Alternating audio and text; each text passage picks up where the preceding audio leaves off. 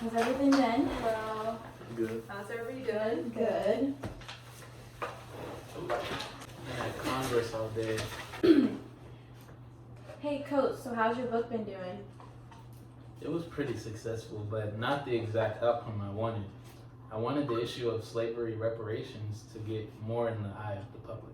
I mean, I agree. Like, we've been trying to do this for so many years and nothing's been happening on Capitol Hill. It's crazy that the white American majority has been more well off the past 100 years, even after having African Americans enslaved, while the minorities in America are mostly the lower class. We're slaves have been freed in America since 1865. They've had over 150 years to get back on their feet. Well, that's not exactly true. I came from that type of poverty, so I know firsthand how hard it is to do that. I grew up in an environment where all we see is violence and the government turns a blind eye and to the situation, which wouldn't be the same if it were happening to any other race. About social classes, how we have a functioning nation. From the time of my empire to today, openly the most successful nations have respected social classes. Just look at ancient India's social classes were set and it worked. I agree that there should be social classes, but even in ancient times, I knew that everyone should be treated equally. I gave the plebeians in Rome freedom and even land, where these slaves in America have received nothing. I mean, even in America, this has happened. From the World War II, when the Japanese were taken out of the internment camps, the Civil Liberties Act gave 100,000 people $20,000 each to give them reparations. And even my people, as poorly as we've been treated, 8 of our tribes got $122 million combined to apologize for what they did to us. Yeah, I think it's messed up that the American government hasn't provided reparations for the slave descendants. How there's no possible way for each descendant can give them money up to $20K without going in debt. And trust me, you don't want to be in power when your nation goes in debt. Trust me. Even if we do give reparations, how would it be funded? How will we decide who and what we are giving? What reparations are abused? I believe it will need to be make sure that these reparations will be used or the right recipients should be cut off completely. When we decide to give reparations to these people, you can't just cut them off as if they did something wrong. This community has never been in a situation where they are given opportunities to better themselves and get on their feet. And I know that Coach can attest to this. We need to provide them with support along with these reparations. Well, I think paid education to me would be more beneficial than just giving out money. It could be like Georgetown University.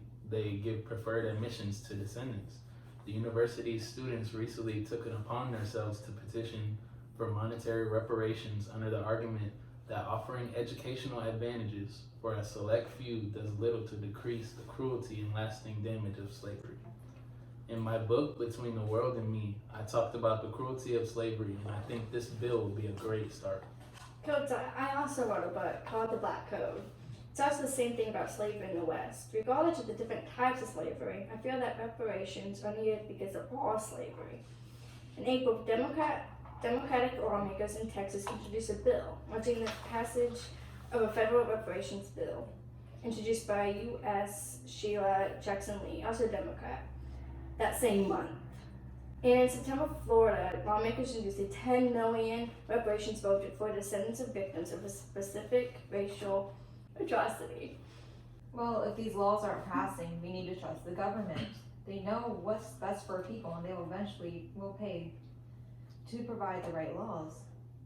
Without advocating for these laws, we will get nowhere. In history, we have only made these things happen by people standing up to the government, such as MLK fighting for his and others' rights.